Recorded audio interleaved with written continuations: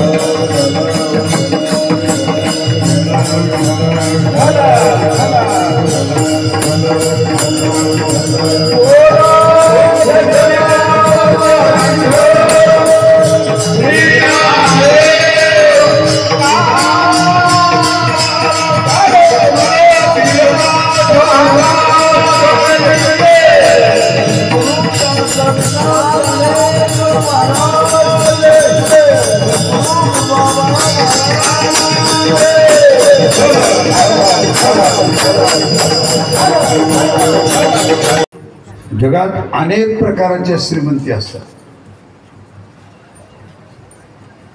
पण सगळ्या श्रीमंतीचा नाश होत असतो, नाश होत असतो.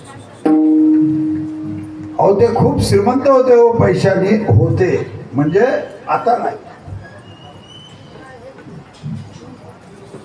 भूतकाळात गेले. त्यांची श्रीमंती भूतकाळात गेली. कायम त्यांचा मोठा राजवाडा होता. म्हैसूरच्या खूप मोठा, तो भूतकाळात गेला. श्रीमंती संपणारी आहे. ऐका, सांगणारे दोन माणसं असतात. एक व्यवहार सांगणारा माणूस असतो आणि एक परमार्थ सांगणारा माणूस असतो. व्यवहारातलं सांगणं हे व्यवहारासारखंच असतं. परमार्थातलं सांगणं हे जीवनमुक्त होणार असतं. विठ्ठल विठ्ठल.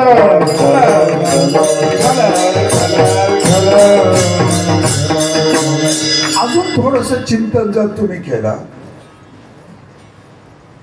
संसारामध्ये फकीर माणूस सांगितलेलं कोण ऐकणार नाही. ऐकेल का? एखादा भिकारी माणूस जर काही ओरडून ओरडून सांगतो, कोण ऐकेल का? पण एखादा पैसेवाला माणूस चुकीचा जरी सांगितला तरी लोक ऐकतील की नाही? तुम्ही मला सांगा. संसारामध्ये प्रत्येकाचं भाग्य वेगळं आहे, प्रत्येकाचं प्रारब्ध वेगळं आहे, प्रत्येकाचं कर्म वेगळं आहे, प्रत्येकाचं नशीब वेगळं आहे. परमार्थात समान फळ आहे. बर, परमार्थ करत असताना बऱ्याच गोष्टी, संसार करत असताना बऱ्याच गोष्टी वयावर अवलंबून आहेत, बऱ्याच गोष्टी जातीवर अवलंबून आहेत, बऱ्याच गोष्टी संस्कारावर अवलंबून आहेत, बऱ्याच गोष्टी वातावरणावर सुद्धा अनुकूल आहे. तुम्ही म्हणता असं कसं काय? बघा, आता जर एखाद्याला जर वाटलं की आपलं लग्न करायचंय, 5व्या वर्षाच्या मुलाचं कोण लग्न करेल का? पण 5व्या वर्षाचा मुलगा विठ्ठल विठ्ठल म्हणेल का नाही सांगा तुम्हाला? ते मूळ पुरुष सद्गुरू वीरनाथ महाराज वयाच्या 6व्या वर्षी विठ्ठल विठ्ठल म्हणून पंढरपूरची वारी केले आणि जन्मजात आईच्या गर्भातून निघाले ते विठ्ठल म्हणतच निघाले. वयाचं बंधन आहे का सांगा तुम्हाला? वयाचं बंधन नाही आहे. पण शाळेत घातलं, त्याला वाटलं की बाबा मी 5वीची परीक्षा द्यावी. LKGचा मुलगा 5वीची परीक्षा देऊ शकतो का? नाही देऊ शकत. पण परमार्थामध्ये पोरग बापाचा उद्धार करू शकतो का नाही? प्रल्हादानं कुणाचा उद्धार केला? प्रल्हादाचं वय काय होतं? थोडस चिंतन करा. संसारामध्ये सगळ्या गोष्टी वेगळ्या वेगळ्या वेगळ्या वेगळ्या वेगळ्या वेगळ्या वेगळ्या असतात. परमार्थात तसं नाही आहे. बघा, संसार करताना वेगळा वेगळा केला जातो, संसार करताना वेगळी वेगळी चूल मांडली जाते, पण परमार्थ करताना एकाच झेंड्याखाली परमार्थ केला जातो. विठ्ठल विठ्ठल.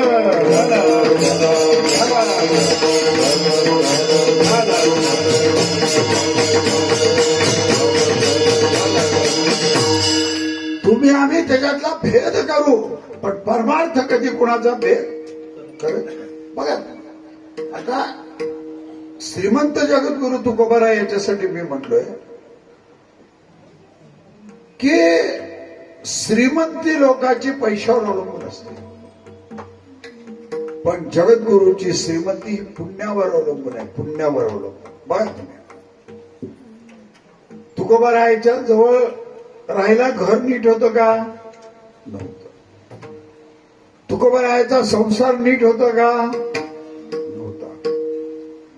तुकोबारायच्या घरची परिस्थिती वेगळी होती का? चांगली होती का? किती हालाची. बर, तुकोबारायला संसारिक सुख होतं का? असं असताना सुद्धा परमार्थाची काय अवस्था होती? ऐका, हे का सांगतो तुम्हाला? तुम्ही आणि मी भूतळावर जन्माला आलो, हे देवाच्या आज्ञेने जन्माला आलो नाही, या हाताने केलेल्या कर्मानुसार जन्माला आलो. यद्यत कर्म करोमि तत्त दखिलम. अरे, तू ज्या पद्धतीचे कर्म केलास त्या पद्धतीनं तुला जन्म प्राप्त झाला. पण तुकोबारायचा जन्म असा झाला, कशासाठी झाला? अरे भक्तीचा लोप झाला, अधर्माची वाढ झाली. लोपियली भक्ती अधर्म झाला. फार भक्तीचा लोप झाला, अधर्माची वाढ झाली.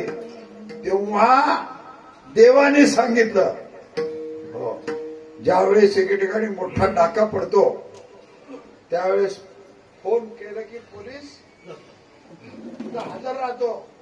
तसा अधर्म वाढला, पाप वाढलं, नीतिमत्ता ढासाळली. तेव्हा देव सांगतो,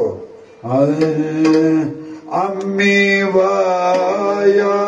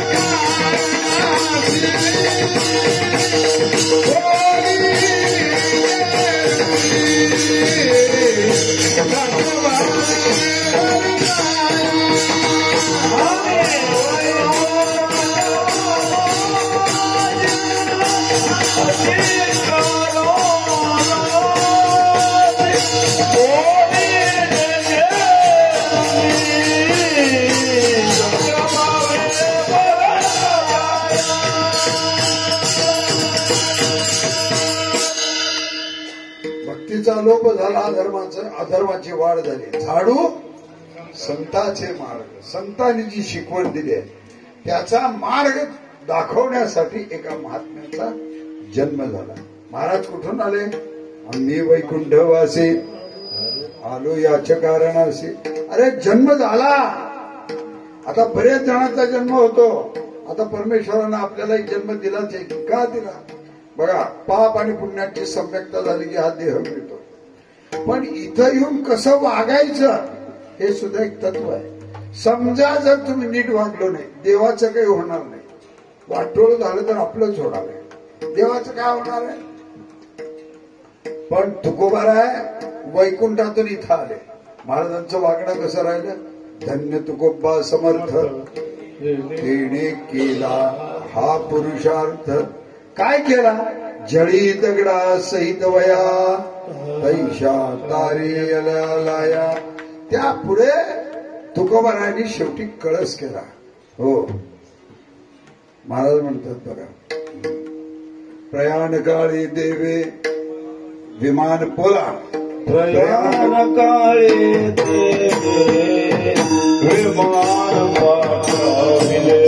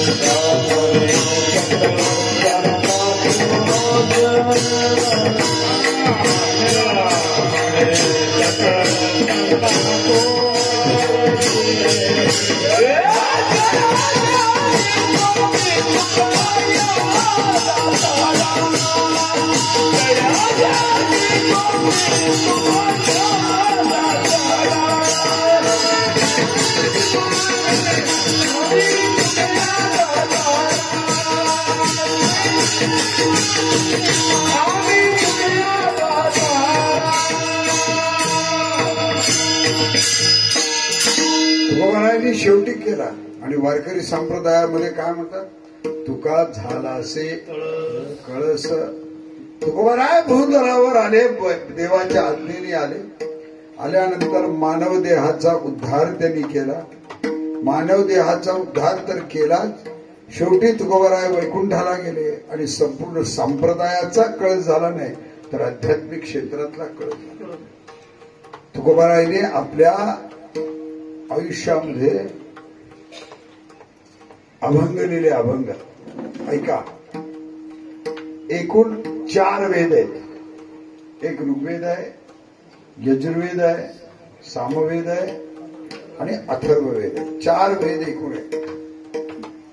आता वेद जर आपण घरी आणला, संस्कृत वाचणारा वेद वाचू शकतो असं नाही. संस्कृताचं व्याकरण वेगळं आहे, वेदाचं व्याकरण वेगळं आहे, संस्कृताचा अभ्यास वेगळा आहे, वेदाचा अभ्यास वेगळा आहे. वेद म्हणताना सुद्धा त्याला स्वर आहेत. ऋग्वेदाला डोक्याचा स्वर आहे, यजुर्वेदाला हाताचा स्वर आहे, सामवेदाला गायनाचा स्वर आहे आणि पुन्हा अथर्ववेदाला हाताचा स्वर आहे. खूप अवघड आहे. एखादा जर आपण मंत्र म्हणला, विश्वानी देव सवितर दुरितानि परासुवजत बदरंतन्न आसुव, ऐकायला खूप गोड वाटतं, ऐकायला खूप आनंद वाटतो. पण श्रीमंत जगद्गुरु तुकोबारायाने गाथा लिहिला. गाथा जे वेदामध्ये लिहिलेलं आहे ते सगळं 4 वेदाचा सार कशात आहे तर तो गाथ्यात आहे. म्हणून गाथा घरी ठेवला पाहिजे. गाथा रोज वाचला पाहिजे, अभंग पाठ केला पाहिजे. टाळकऱ्यांनी टाळ घेऊन अभंग कोणता हे नाही विचारलं का? विलास बरोबर आहे का चूक आहे? नाही विचारलं पाहिजे, कारण तो आपला वेद आहे. वारकऱ्यांचा वेद जर काय असेल तर तो गाथा इतकं लक्षात घ्या, गाथा. म्हणून आज सेवेसाठी घेतलेला जो अभंग आहे हा श्रीमंत जगद्गुरु तुकोबारायांच्या गाथ्यातला आहे. त्यापूर्वी काही चिंतन करणं खूप महत्वाचं आहे. सोलापूरला बाळीवेसला जर कोणतं मंदिर आहे म्हणजे की लोक म्हणतात राम मंदिर. कोणतं मंदिर आहे?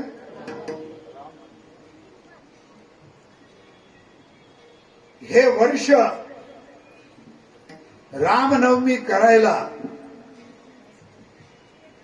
हे जे वर्ष आहे रामनवमी करायला आपल्या सगळ्या हिंदू धर्मियांना मी म्हणणार नाही, आध्यात्मिक क्षेत्रामध्ये काम करणाऱ्या जगातील सगळ्या लोकांना अभिमानाचं वर्ष म्हणजे, आणि अभिमानाचं रामनवमी म्हणजे या वर्षीची रामनवमी. तुम्ही म्हणता काय महाराज रामनवमी दरवर्षी दरवर्षी तर रामनवमी येतेच, दरवर्षी तर रामनवमी जातेच, पण 500 वर्षाच्या काळामध्ये तुम्हाला कधीही अयोध्येला जिथं प्रभू रामचंद्रांचा जन्म झाला त्या गर्भगुडीमध्ये तुम्हाला जायला मिळालं नाही. पण या वर्षी तुम्हाला गर्भगुडीमध्ये जाऊन हा रामनवमीचा उत्सव साजरा करायला येतोय. जरी शरीराने तिथं तुम्ही गेला नाही तरी मनाने तुम्ही तिथं राहिल्यामुळे सगळ्या हिंदूवासियांसाठी दसरा आणि दिवाळीपेक्षा या वर्षीचा जर मोठा सण कोणता असेल तर तो रामनवमीचा संबंध महाराज. एकूण 60,000 लोक बोलवले. त्यात 3,000 काही सिनेमाचे नटी, काही उद्योगपती, काही पैसेवाले सगळ्यालाच बोलवावं लागतं. त्या लोकांना बोलवलं आणि त्यात 4,000 महाराज लोक आले. त्यात परत 100 महाराज डबल VIP. आता तुम्ही म्हणता म्हणजे कोण? म्हणजे ज्यात मुरारी बापू आले, ज्याच्यात सुधांशू महाराज आले, ते काय शिवकथा सांगतात की काय नाव त्यांचं? बायका बरोबर समोर आले, कारण बायका त्यांचं पाशुपती व्रत केलेले ऐकलेले. तुम्ही काय म्हणलो? वर्मा म्हणलो का शर्मा? सगळ्या ज्वेलर्सचे नाव पाठ.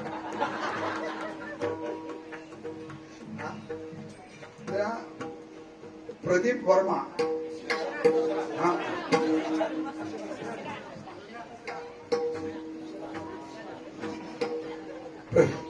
प्रदीप मिश्रा अशा यांची एक लाईन होती. पण त्याच्यानंतर 700,000 काय आमचं भाग्य. त्याच्यात माझा गुरुबाबाचा नंबर लागला. तिथं बसल्यावर आम्ही दोघंही एकमेकाला बघू लागलो, खरंच आपला नंबर इथं आहे. सगळे VIP सगळे तिथलं एक एक साधूच्या अंगावरचं सोनं कमीत कमी 1.5 लाख 2 लाखाचं सोनं. त्याची गाडी 1.5 कोटीची कोटीची. आमचं काय एक गळ्यात तुळशीची माळ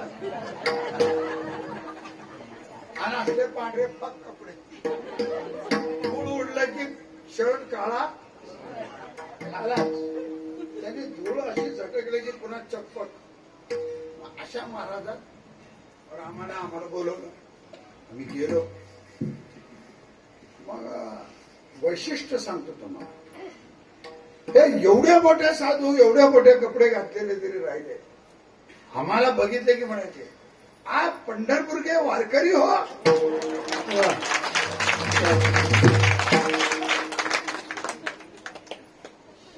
का बबनराव काय म्हणायचे? आप पंढरपूर के वारकरी हो. म्हणलो हा पंढरपूर के वारकरी आहे. मग ते मला म्हणाले, दुनिया में अनेक प्रकार की तुलसी की कंठी है, लेकिन पंढरीनाथ भगवान के वैसी कंठी कहां पर भी नहीं. आपली माळ कशी आहे? सात्विक आहे. कशी आहे? त्यातला काही डुप्लिकेट नाही, गोळा नाही, सात्विक. मग मला म्हणलं तुम्हाला गले में एक ही माल है? हा एक ही माल है. त्याच्याकडे 12-14 माळा. एक माळ कशाची आहे? पवळ्याची आहे. एक माळ कशाची आहे? सोन्याची आहे. एक माळ कशाची आहे? मला म्हणले क्या इस माल का वैशिष्ट्य क्या है? म्हणलो हे माळ का, ह्या माळेचं वैशिष्ट्य असं आहे, ही माळ जो घालतो त्याला तीर्थक्षेत्राला जायची गरज नाही, त्याला देवाकडे जायची गरज नाही. तीर्थक्षेत्र आमच्याकडे येतो आणि देव आम्हाला हुडकत येतो. हा कुठं हे कशाचं महत्व आहे? हे आमचं महत्व नाही आहे. आम्ही बेंटेक्स जरी घातलं तरी लोक त्याला सोडतात. एवढं महत्व या माळेचं. मग ते म्हणायचे क्या गुरुजी क्या कंठी आहे काय? मग असं आम्हाला पहिल्या दिवशी, कधी देऊळ उघडल्यानंतर पहिल्या दिवशी, ऐका, तुम्हाला जरी पाया पडणं जाणं झालं नाही, आम्ही गेलो म्हणजे आमचे सगळे शिष्य तिथं पाया पडल्यासारखं.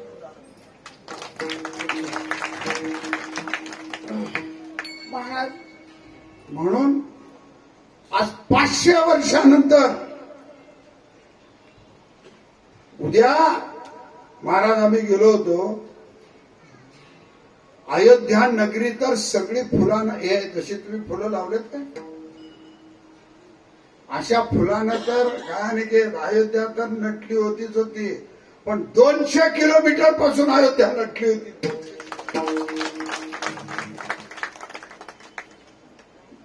ते रामाचं त्या दिवशीचं देऊळ बघायला तर जन्मजन्मांतरीचं पुण्य पाहिजेच होतं, पण बाहेरची सुद्धा नटलेली, जसं लग्नाला निघाल्यानंतर ते नवरदेव मागत राहते बाकीचे सगळे,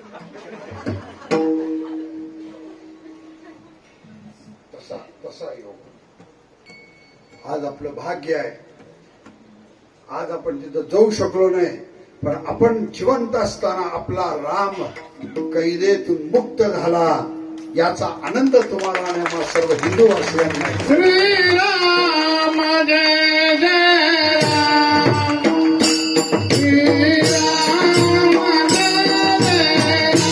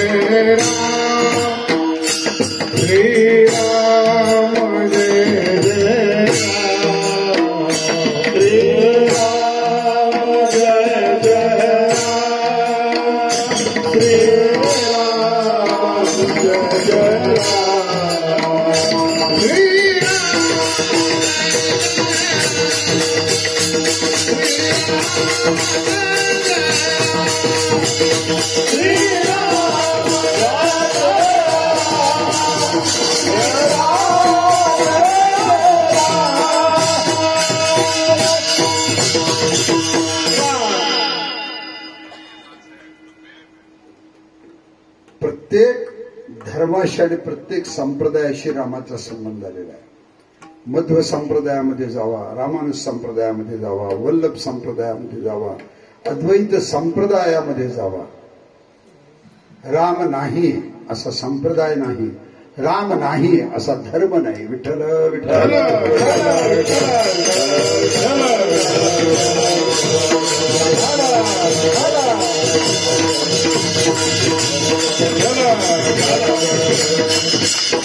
आणि मी तुम्हाला सांगू, आता मी प्रशासनात काम करतो. आम्ही लोकांनी किती जरी आंदोलनं केली आणि काही जरी केले तरी राम मुक्त झाला. प्रशासनानं जेव्हा मनावर घेतलं की रामाला कैदेतून मुक्त करायचे. कोर्टानं योग्य निकाल दिला. दंगली झाल्या नाहीत. कितीतरी गोष्टी सकारात्मक घडल्या. आज महाराज म्हणून काल आमचा अलगुडला नाथषष्ठीचा उत्सव झाला. महाराज रोज 40-40 क्विंटल तांदूळ जात होता. किती रोज? इतका मोठा उत्सव झाला. त्या उत्सवाला काशीचे शंकराचार्य आले. ते तेवढे लोक बघितले. लोक बघितल्यानंतर त्यांनी जाहीर केलं की पुढच्या वर्षीचा नाथषष्ठीचा उत्सव अयोध्येला करा. मी कुठं गेल्या वर्षी तर द्वारकेला जाऊन आलो. ते हे उत्सव गेले की एवढा फिरणा पडतोय. बरं कसं आहे बाहेरचा आता हा उत्सव सगळे तुम्ही लोक करता. आम्ही येतो कीर्तन करतो जातो. आम्हाला तुम्हाला काय त्रास होते आम्हाला माहित राहत नाही. पण एक हार आणायला काय त्रास होते ते विचारा मला. मी सांगतो मी काम केलेला माणूस आहे. मी महाराज म्हणून कमी बसलेला आहे पण काम जास्त केलेला माणूस आहे. पण काशी जगद्गुरूंनी आज्ञा दिली की पुढच्या वर्षीचा नाथषष्ठीचा उत्सव अयोध्येला करा. आणि अयोध्येला करा म्हणजे की लोक लगेच जाहीर करायला चालूच केले. माझी पंगत अरे म्हणलं एकदा ठरवू तर द्या आम्हाला बोलू. एकदा आम्ही जाहीर तर करू द्या. म्हणजे नाही तुम्हाला काय करायचं ते तुमचं तुम्ही करा. आम्ही उत्सवाला येणार. म्हणून खूप लवकर प्रभू रामचंद्रांनी नाथांना आज अयोध्येला बोलवलं आणि नाथाची इच्छा नाथाचा उत्सव बघायची इच्छा प्रकट ही त्या प्रभू रामचंद्रांचीच ताकद आहे. महाराज त्या जर जागेत तुम्ही आता जाता इतकी चैतन्यता आहे. इतकी ऊर्जा आहे. काय असतं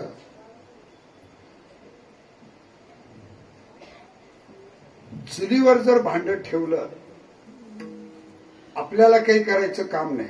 बाकीचं काम कोण करत असतं? ते अग्नी करत असत.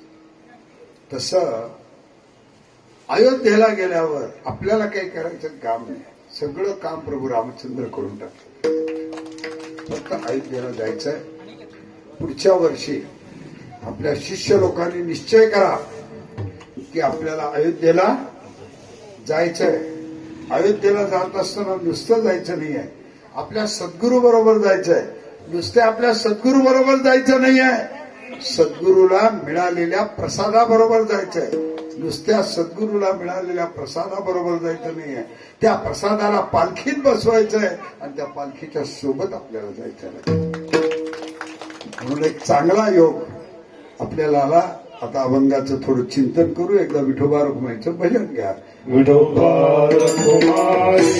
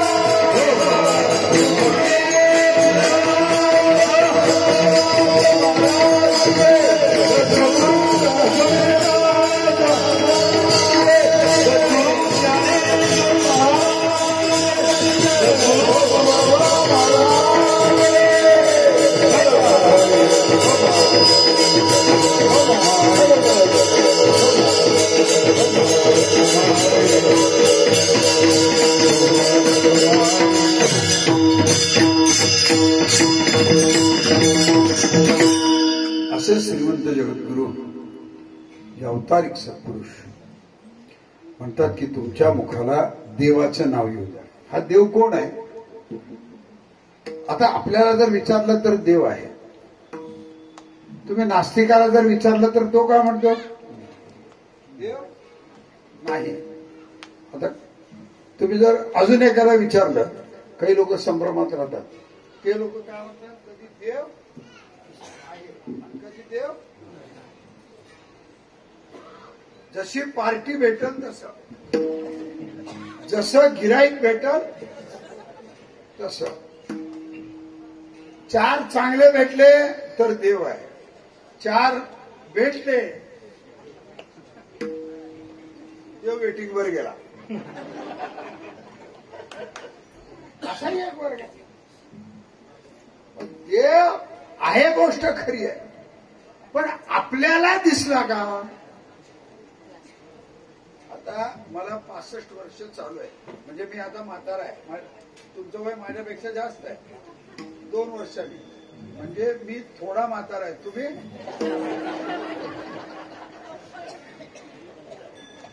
म्हणजे रिटायर झालो आता आपण सगळ्यातून. आता काही आपल्यात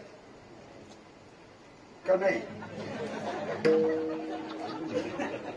माणूस म्हातारा जरी झाला तरी रिटायर झालो म्हणायला तयार नाही. ह्याचाच नाव संसार असो. माणूस आज आमचं 65 वर्षाचं वय आहे. आम्हाला जर कोण विचारलं देव पाहिला का, म्हणलो देव पाहिला नाही, पण देव आहे का? आता कुरनूर सारख्या खेड्यात राहतात, ह्यांना विचारा देव आहे का? आहे. आता आमचा दत्ता उंडाळानं काय पुण्य केलं की आता आमचा विष्णू 24 तास देवळात राहतो. पण तुम्ही विष्णूला विचारा देव पाहिला का, तो म्हणतो मूर्ती पाहिलं, देव पाहिलं. अरे बरोबर आहे का खोटं आहे? हे खरं सांग. हा, मूर्ती पाहिली, देव पाहिला का? आणि देव पाहिला नामदेव रायच व्हावं लागतं रे.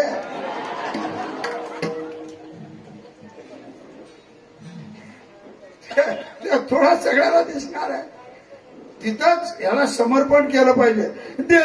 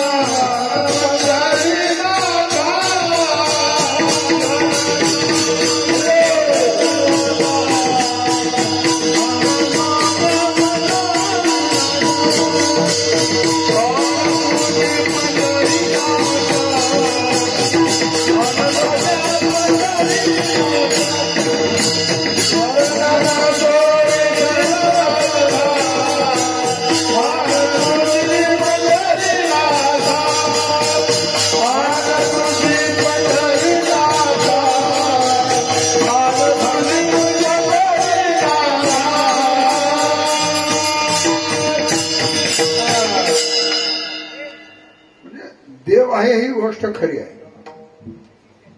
जगद्गुरूंना देव दिसला, मायमाऊली ज्ञानेश्वर महाराजांना देव दिसला. आमचे मूळ पुरुष समर्थ सच्चिदानंद सद्गुरू वीरनाथ महाराजांना वयाच्या 9व्या वर्षी त्या पांडुरंगाने हातावर झेललं. लक्षात घ्या, हातावर झेललं. कितव्या वर्षी? आम्हाला 65, तुम्हाला 69. पण तुम्ही कोरडे आणि मी अध्यात्म क्षेत्रात काम करतो का? अगदी दाबून काम करतो. पण इथे बसल्यावर कुठं गुणानं बसतो? ते मोबाईल काढतो बघत. इथे बसल्यावर नीट बसत नाही, मोबाईलवर बघतो. ते बरं आहे. तुमच्या मनात काय चाललंय कुणाला काही कळलं असतं तर रोज 100 भांडणं झाले.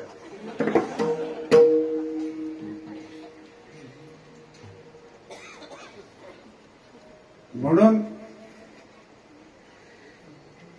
हा देव आहे का जर आम्हाला जर विचारलं तर देव 100% आहे. काही गोष्टी अनुभवायला येतात. कसं आहे, धूर निघू लागला, लोक काय म्हणतात त्याला अनुमान प्रमाण म्हणतात. शब्द प्रमाण वेगळं, अनुमान प्रमाण वेगळं, सगळे 6 प्रकाराची वेगळी वेगळी प्रमाण आहेत. त्याच्यात गेलो तर खूप वेळ होईल.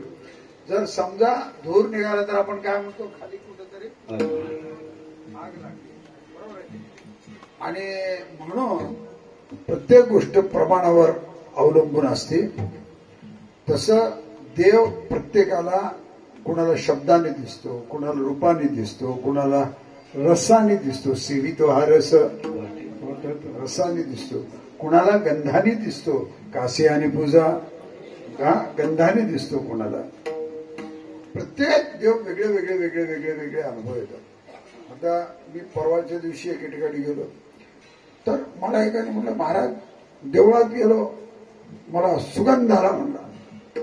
आता मी त्याला काही जास्त बोललो, पण तोही एक प्रकारचा अनुभव आहे. म्हणून कलियुग, कृतयुगातली उपासना वेगळी, द्वापार युगातली उपासना वेगळी, त्रेता युगातली उपासना वेगळी. आता ही कलियुगातली उपासना आहे, सगळ्यात साधी, सोपी आणि सरळ. बघा, कृतयुगातली उपासना ध्यान करावं लागतं. आपल्याला ध्यान लावता येतं का? ध्यान लावायला बसलं काय होतं,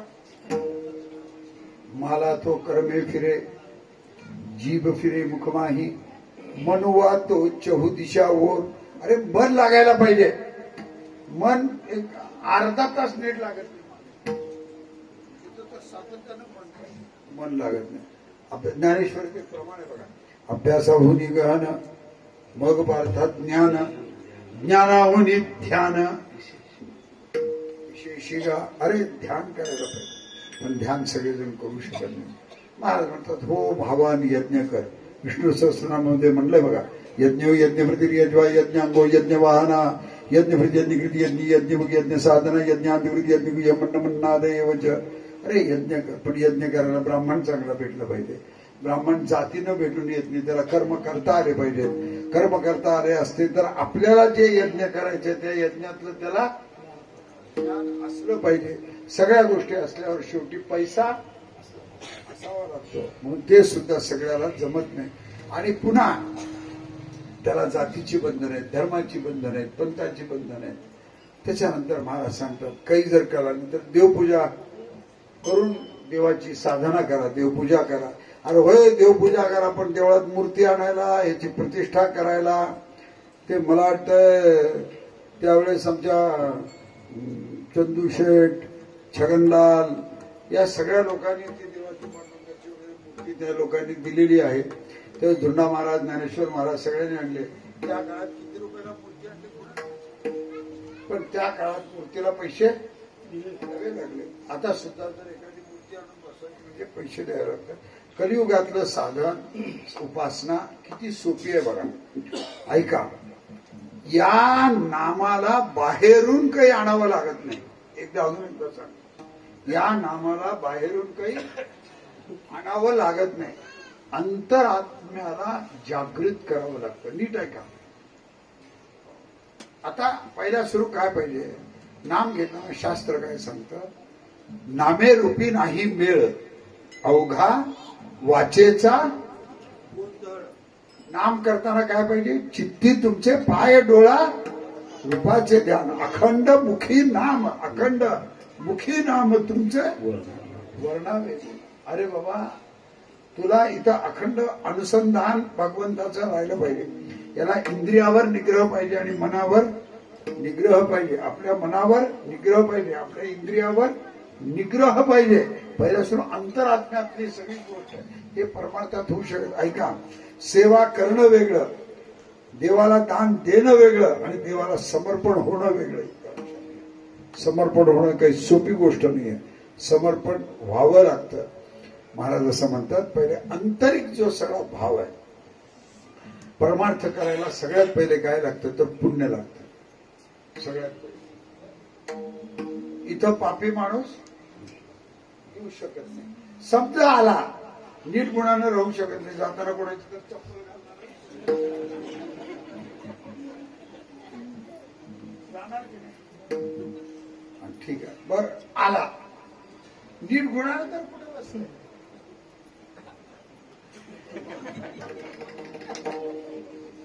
किती काय काय सांगू सर. इथं आल्यावर शुद्ध सात्विक भाव असला पाहिजे. कसा भाव? सात्विक भाव असला पाहिजे.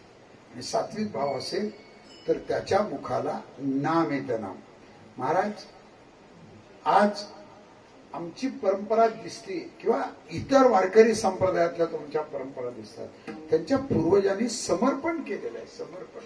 वीरनाथ महाराज रोज किती जप करायचे माहिती का? 21,600 रोज नाम जप करायचे.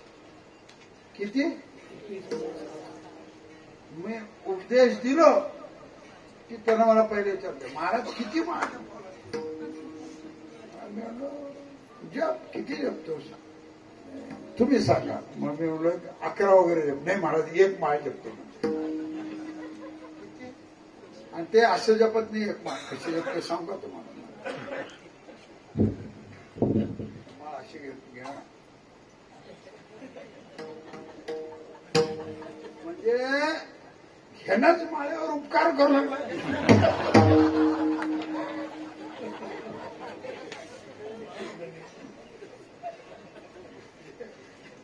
माळ असं, माळेला असं वाटतंय कुठल्या कोणाच्या तावडीत मी सापडले मी आणि कधी लवकर मोकळं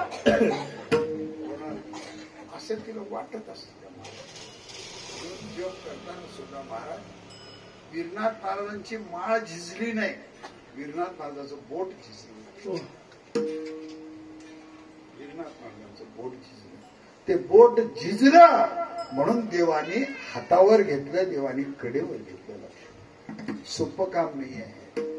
म्हणून भगवंताचं नामस्मरणाला बाहेरून काही लागत नाही. काय लागतं? पहिले तुम्ही स्वतःला नीट मांडी घालून बसावं लागतं. मांडी घालून बसून देवाचा नामजप करावा लागतो. देवाची मूर्ती आठवावी लागते. ह्याच्या 4 गुणांनी करावं लागतं. पहिलं स्थूल देह, स्थूलातून सूक्ष्मात जातो, सूक्ष्मातून कारणात जातो, कारणातून महाकारणात जातो, नामेतून रूपात जातो, रूपेतून लीलेत जातो, लीलेतून देवाच्या धामाजवळ जाऊन पोहोचतो. हे अतिशय अवघड क्रिया आहे. अवघड. जहद लक्षण, जहद हा जहद लक्षण, अजहद जहद लक्षण. महाराज, सगळी लक्षणं ही सगळी देवाच्या प्राप्तीसाठी केली आहे. काही करू नका. रोज तुम्हाला जो तुमच्या गुरुनं दिलेलं नामजप आहे त्याचं नित्य नेमाने जप करा. संकट जर तुम्हाला आलं तर मलाही विचारा. सांगतो तुम्हासी बाजार है विठ्ठला, सांगतो तुम्हासी बाजार विठ्ठला.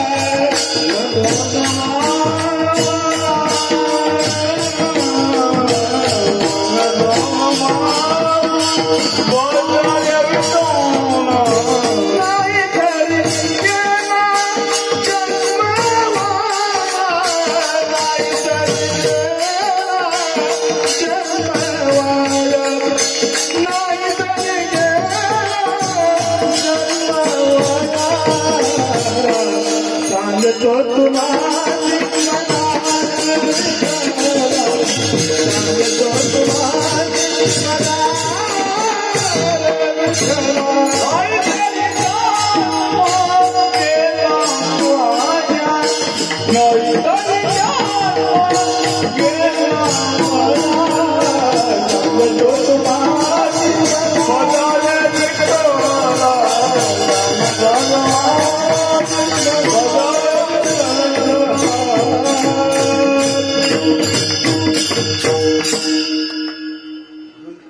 मुखातून भगवंताचं नामस्मरण करा.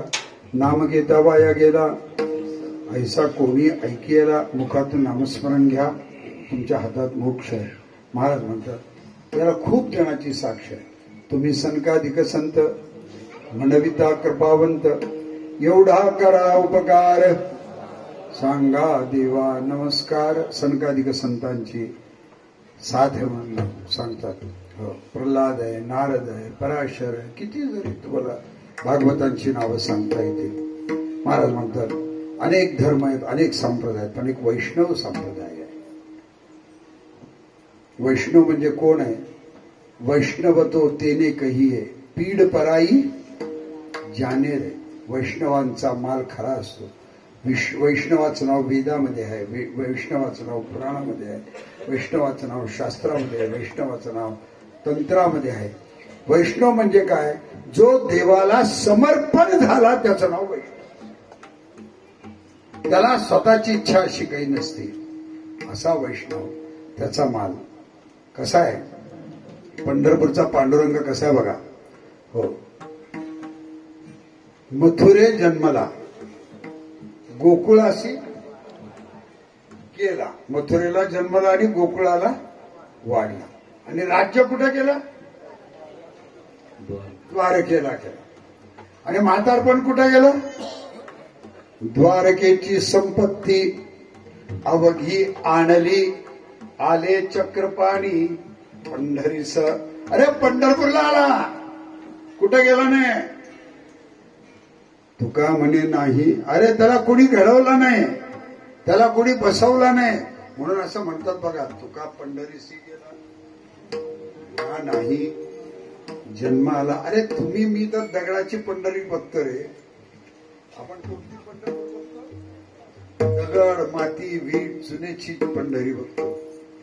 संतांनी कोणती पंढरी बघितलं? होईन भिकारी पंढरीचा वार करी.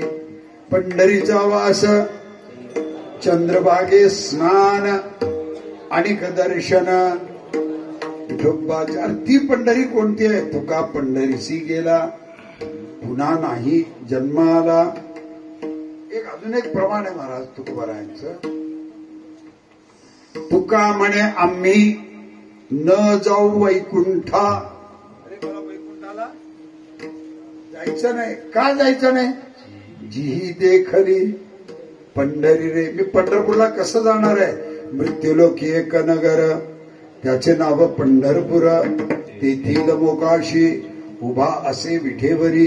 पुंडलिक भक्तराज शोभे चंद्रभागे तेरी. ऐसे बोलती साधू संत जीवा वाटे हुरहुर. तुम्ही साधू संत माय बाप एवढा उपकार करा.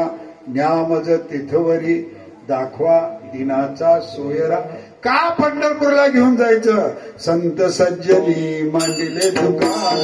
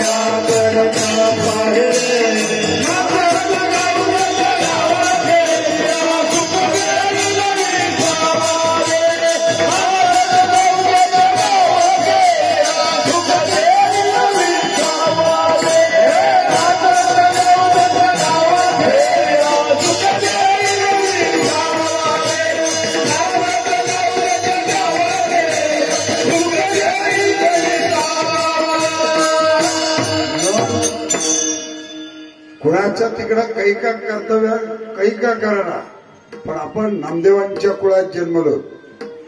पंढरपूरची वारी केली पाहिजे का केलीच पाहिजे?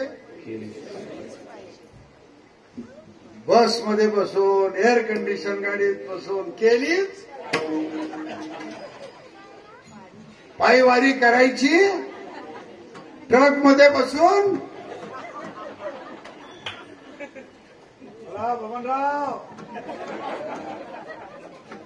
आमच्या बोलण्याचा तुम्हा येतो वीट, परिणाम शेवट गोड आहे. कसं आहे? केलीच पाहिजे. अरे आपण त्या नामदेवाच्या कुळात जन्मलो. आमच्या वडिलांनी मला एकदा एकच सांगितलं, कोणताही धंदा करायचा नाही, कोणतंही काम करायचं नाही, उपाशी मेलाच तरी चालेल, पण गादी कधी सोडायची. ज्ञानेश्वर महाराजांनी दिलेली आज्ञा आहे. आज महाराज त्यांची आज्ञा पाळलो म्हणून आज त्या पांडुरंगाच्या जवळ जाऊन बसलो. लक्षात घ्या, समोर 4 मागे 4.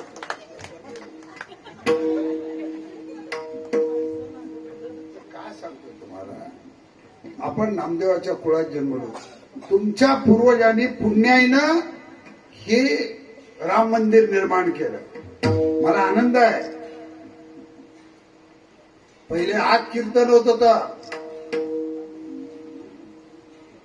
पण तुम्ही सगळ्यांनी आज तरुण पिढीने ही परंपरा टिकवला. आम्हाला ह्याच्यात आनंद आहे. आज तुमच्या समाजातील प्रत्येक घरातील लोकांना सुरांजलीच्या माध्यमातून आज सगळ्याला गायनाची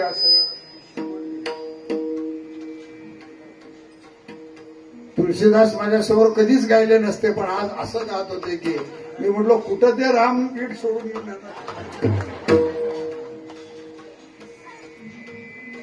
म्हणजे एक रूपता साधण्याचा प्रयत्न करत होते, भाव.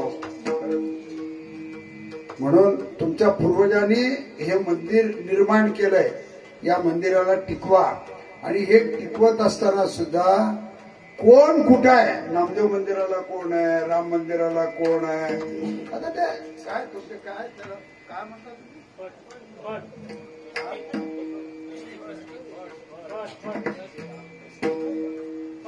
फंड. अरे फळ कुस्तीचा आहे रे विष्णू. फंड म्हणला का? नाही नाही, तू फड म्हणला. तुला पंढरपूरला गेल्यापासून फडकू पाठवू लागेल.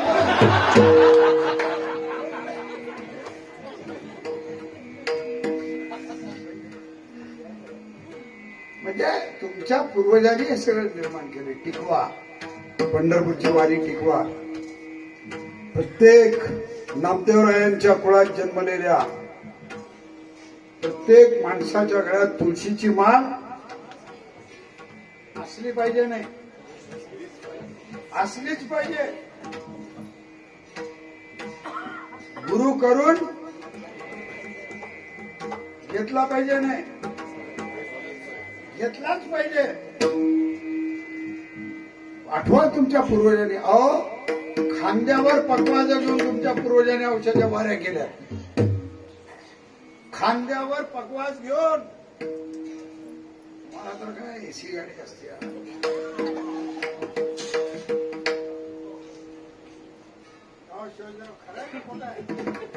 किती कष्टात हे सगळं टिकवलेलं आहे. हे सगळं टिकवा. प्रत्येक जण घरात वर्षातून एक नामदेवरायाच्या गाथ्याचं पारायण करायलाच पाहिजे. नामदेव नामदेव नामदेव नामदेव नामदेव जगा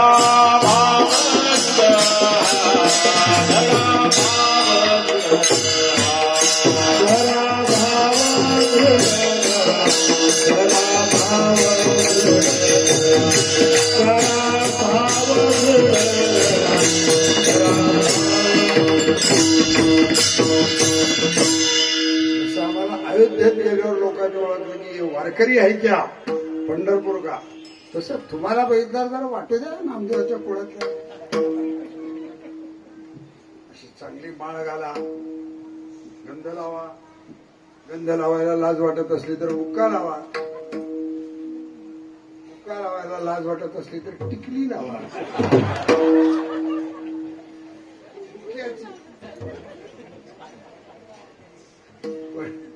पण लावा. काय करून घ्या. अनेक जन्माचं पुण्य आहे. एवढ्या मोठ्या कुळात तुम्ही जन्मला आणि नित्यनेमाने नामस्मरण करा. एक चांगला सप्ताह आज तुम्ही सगळे लोक मिळून करतायत.